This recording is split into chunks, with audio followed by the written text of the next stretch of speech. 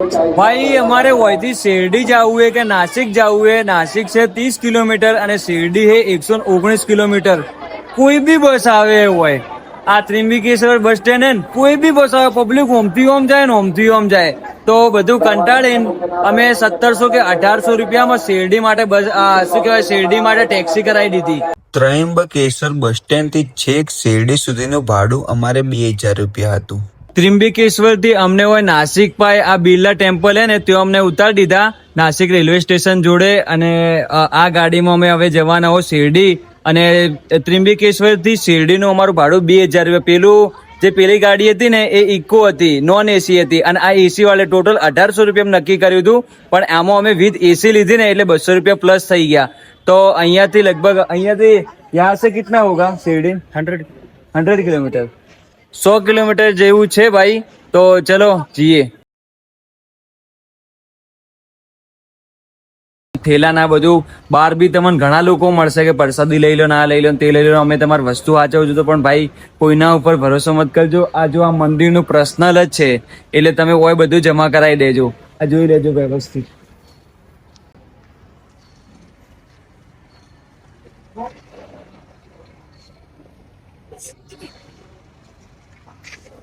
Bag યો જમા કરાવવાના હતા અને ફોન વહીથી જમા થઈ જાય, તો શેરડી સાંઈબાબાનું જે મંદિર છે ને એના અંદર ફોન નહીં લઈ જવા દેતા, અને આજુબાજુ આ ફોન ને બધું જમા કરી લે। મારા ફોન આ જગ્યાએ આપણે જમા કરાવીએ।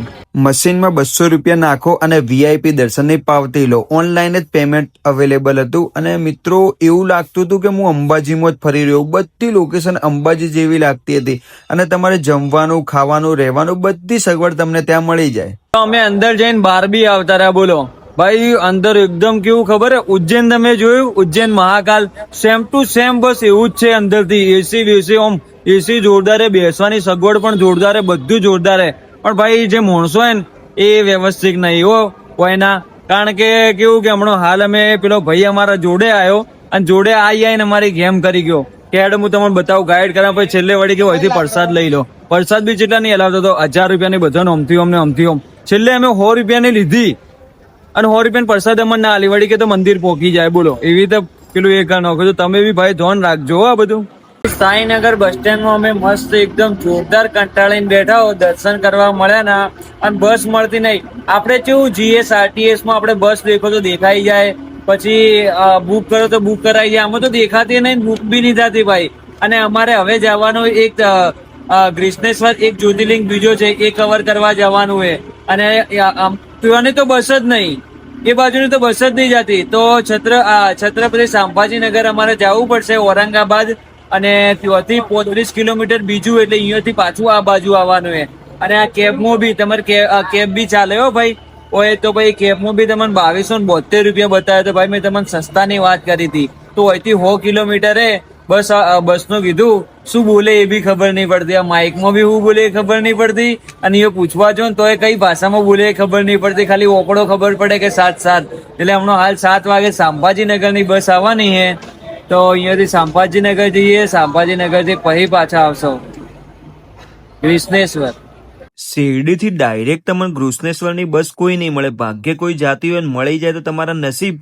બાકી અમે જે રીતના ગયા હતા એ ટૂચકે ગયા હતા। હું તમને પહેલો ઓપ્શન કહી દઉં કે શેરડીથી ડાયરેક્ટ તમને સંભાજીનગરની બસ કે ગૃષ્ણેશ્વરની બસ મળે ને તો તેઓ બેસી જ જવાનું પૂછ્યા વગર, અને ટૂચકે જવું હોય તો આ બીજો ઓપ્શન, શેરડીથી વૈજાપુર, વૈજાપુરથી છત્રપતિ સંભાજીનગર, છત્રપતિ સંભાજીનગરથી ગૃષ્ણેશ્વર, આ બીજો ઓપ્શન હે। આ રીતના બી તમે જઈ શકો છો।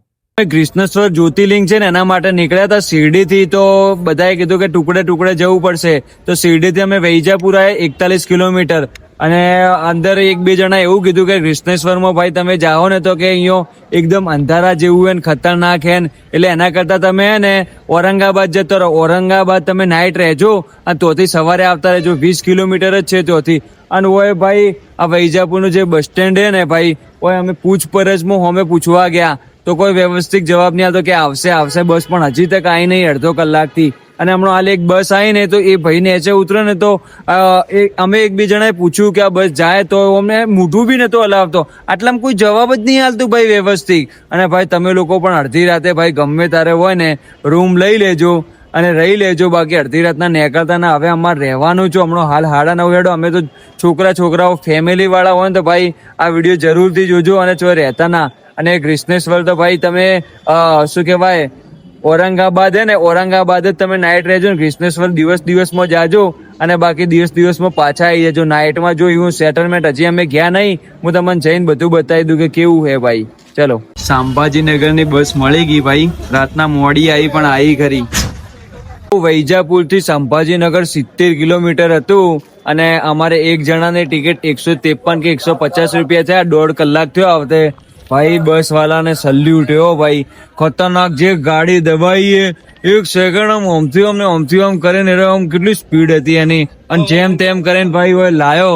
અને એમને એવું કીધું કે ગુણેશ્વર જ્યોતિર્લિંગ હે ને કે અહીંયા હમણાં હાલમાં જ જાજો. અને 1-2 જણા જે પેસેન્જર હતા ને એમને બી મને કીધું, અને પછી કંડક્ટરે બી કીધું કે હમણાં હાલ રાતે તમે તો ના જાતો. સંભાજીનગર અમે આવી ગયા અને હવે અહીંથી અમે રૂમ લેશું. અને એ બાજુ એમ કહેતા હતા કે લૂંટફાટ ને એવું બધું થાય. તો મિત્રો તમે પણ આવો ને તો ગુણેશ્વર અડધી રાતે જ જાજો. સંભાજીનગર આવી જાજો. અને અહીંથી વચ્ચે જ આવતું તો બી અમે ના ઉતર્યા. અહીંથી 20 કિલોમીટર સવારે અમારે પાછું જવાનું થશે. તો તમે પણ આવો ને તો ધ્યાન રાખજો. તો છત્રપતિ સંભાજી થી અમે ગુણેશ્વર જ્યોતિર્લિંગ માટે નીકળી ગયા છો. અને એવું કે મેં તમને કીધું હતું કે રાતે ના નીકળ્યા. હમણાં હાલ અમે 1:30 વાગે નીકળ્યા, પણ અમે એ માટે નીકળ્યા કે આ આમાં સરકાર માન્ય. એમ કે પેલી બસ બી હતી પણ એ બસ કેવું હતું ખબર કે અંદર નથી જતી, હાઈવે ડાયરેક્ટ સંભાજીનગર આવી. અને આ બસ કેવું કે છેક મંદિર આગળ અમને ઉતારશે. અને એક જણાની જે ટિકિટ કેટલી થઈ ટોટલ બધાની 70 પર પર્સન 70 રૂપિયા ટિકિટ થી હોય 30 કિલોમીટર. અને ભાઈ રિક્ષા વાળા ને બધા ઘણા બધા કહેતા હતા કે હેડો હું તમને લઈ જઉં ના તેમ, પણ ભાઈ 1-2 જણાએ પહેલા બી અમને કીધું હતું, બસ વાળાએ બી કીધું હતું, પછી જે કંડક્ટર હતો એને બી કીધું હતું, અને બીજા એક હોય જે કસ્ટમર હતા ને જે હોય આયા હતા જે ટ્રાવેલ કરતા હતા એમને પણ કીધું હતું કે એ બાજુ બહુ પેલું એ બધું ચાલે છે, તમે એ બાજુ રાતે નહીં જવાનું. પણ આ અમારે સરકાર માન્ય મળી ગઈ ને બસ એટલા માટે અમે જઈ રહ્યા છીએ. હમણાં હાલ 1:30 વાગે નીકળ્યા છીએ. તો ચલો ત્યો કેવો માહોલ હમણાં હાલ રાતનો એ હું તમને બતાવું. પેલી બાજુ આગળ ને ભાઈ એ રોડ હે, અહીંયા હમણાં હાલ ઉતાર્યા અને હોમે જ જ્યોતિર્લિંગ મંદિર હે. આપણે એ ગુણેશ્વર જ્યોતિર્લિંગ મંદિર હે ને એ હોમે જ છે. એ બાજુ વચ્ચે રોડ હે અને એ બાજુથી આ બાજુ જો આ રીતનું હે. અને આ હોય આ તમે જો શ્રી ગુણેશ્વર મંદિર ભક્ત નિવાસ હોય બેઠા હો હમણાં હાલ. તો અમે ગુણેશ્વર જ્યોતિર્લિંગ છે ને તો મારા મિત્રો તો બધા હુઈ ગયા હે, પણ આ હું જો પ્રસાદી લઈને ચડાવવા જવું. આ એક જ્યોતિર્લિંગ છે ને હવાર હમણાં હાલ હવે 5 વાગે આરતીનો સમય છે અને હું આ પૂજાનો બધું સામાન લઈને હવે જઉં છું ત્યાં. હર હર મહાદેવ. તો મિત્રો ગુણેશ્વર જ્યોતિર્લિંગ છે ને ત્યાં બસ હું સવારે હમણાં હાલ 5 વાગે આરતી છે અને હમણાં હાલ આ જો બધું લઈને આવ્યો છે ને દર્શન કરવા આવ્યો છે. અને પેલા લોકો જે 3 જણા હતા ને એ તો હુઈ ગયા. અને સવારે ભાઈ દર્શન કરવા આવો ને એક વસ્તુ જ અલગ છે. જો લાઈન બી એકદમ ઓછી છે, કોઈ છે નહીં, બસ થોડી ઘણી લાઈન હે. વીઆઈપી દર્શન કરો એના કરતા ભાઈ વહેલું ઉઠીને કરવું એ સારું. મેં હમણાં હાલ પેલે ત્રંબકેશ્વર હતો ને તો વીઆઈપી જ કર્યા હતા, પણ કેવું કે સમય મારે શું સમયની મેન વસ્તુ એ હતી કે મારે ફટાફટમાં 3 જ્યોતિર્લિંગ કવર કરવાના હતા એટલા માટે. તો પછી મને તો એમ જ અહીંયા બી કે સવારે વહેલા જ ત્યાં બી સવાર વહેલા પહોંચી ગયા હોત ને ભાઈ તો હું ત્યાં બી વહેલા ઉઠીને નાહી ધોઈને દર્શન કરવા જતો. પણ તેઓ શું બસ વાળા જ અમને લેટ પહોંચાડ્યા હતા. તો પણ અમે વીઆઈપી ત્યાં દર્શન કરી દીધા હતા. પણ અહીંયા જો હું સવાર વહેલો ઉઠીને આવી ગયો. 2 દિવસથી હું ઊંઘ્યો જ નહીં. એમ પેલા લોકો તો હોઈ ગયા, હું તો ઊંઘ્યો જ નતો 2 દિવસથી. હર હર મહાદેવ. ચલો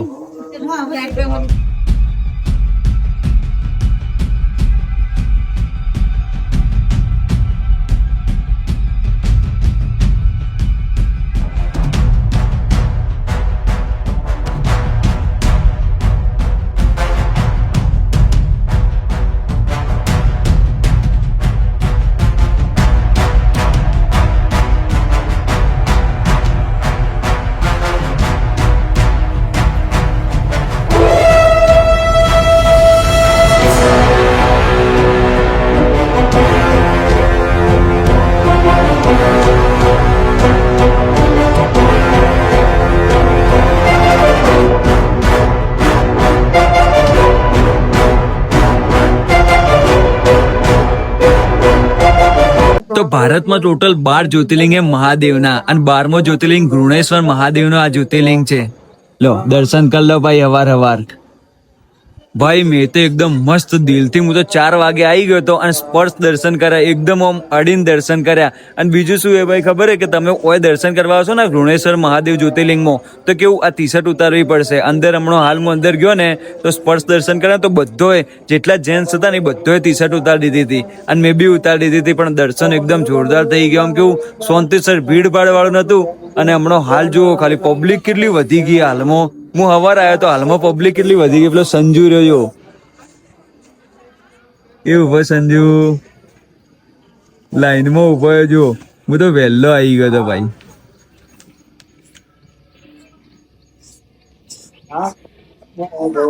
આ 12મો જ્યોતિર્લિંગ હો ભાઈ, ધ્યાન રાખજો. હર હર મહાદેવ. એલોરાની ગુફા પણ અહીંયા જ છે.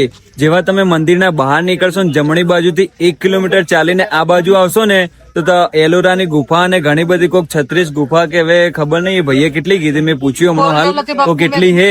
અને મસ્ત એકદમ જોરદાર દેખાય વયથી બી. અને વયથી એની ટિકિટ છે તમારે 40 રૂપિયાની, એક જણાની એક ટિકિટ 40 રૂપિયામાં તમને પડશે. તો હું સંજુ જ આયા હું હાલ તો.